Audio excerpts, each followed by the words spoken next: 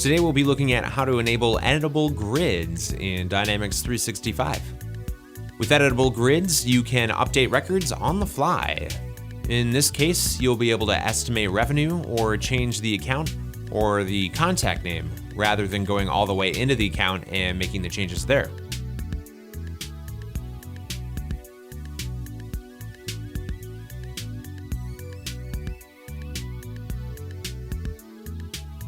And remember that this needs to be done by the global admin, the Dynamics 365 admin.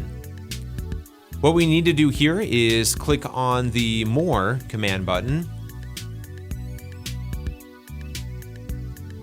and then go to the Customize Entity.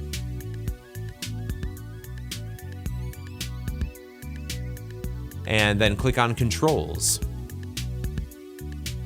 Add control.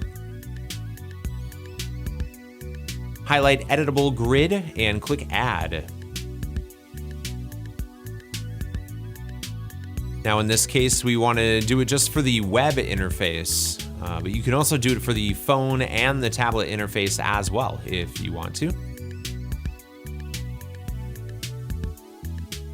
We'll click and select the editable grid for the web interface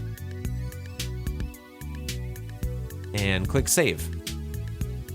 And we need to publish any changes that we make as well.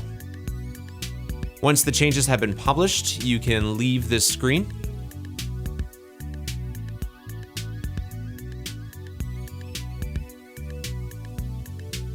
And now once you refresh the opportunity screen, here you can see that all the highlighted links are now gone.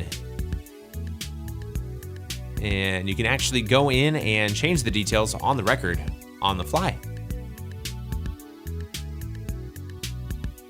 So you can change the contact if you want, the account, even this group control.